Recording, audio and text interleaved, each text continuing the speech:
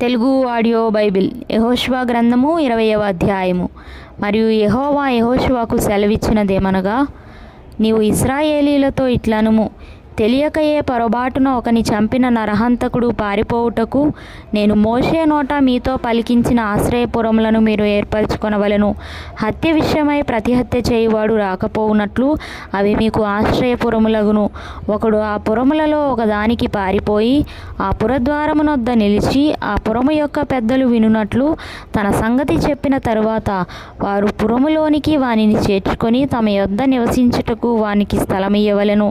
హత్య విషయంలో ప్రతిహత్య చేయువాడు వానిని తరిమిన ఎడల వాని చేతికి ఆ నరహంతకుని అప్పగింపకూడదు. ఏలయనగా అతడు పొరబాటున తన పొరుగువాని చంపెను గాని అంతకు మునుపు వాని యందు పగపట్టలేదు.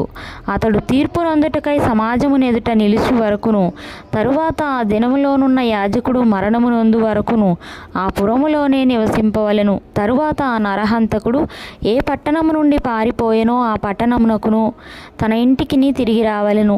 అప్పుడు వారు నఫ్తాలీయుల మన్యములోని గలిలయలో కెదెషును, ఎఫ్రాయిమీయుల మన్యమందలి షెకెమును, యూదా వంశస్థుల మన్యమందలి హెబ్రోనును కిర్యతర్బాను ప్రతిష్ఠపరిచిరి.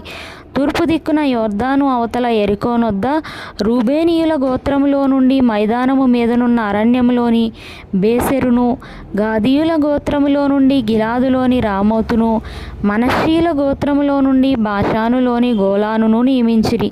పొరబాటున ఒకని చంపిన వాడు సమాజం ఎదుట నిలువక మునుపు అక్కడికి పారిపోయి హత్య విషయమై ప్రతిహత్య చేయువాని చేత చంపబడక ఉన్నట్లు ఇశ్రాయేలీయులకందరికిని వారి మధ్య నివసించు పరదేశులకును నియమింపబడిన పురములు ఇవి.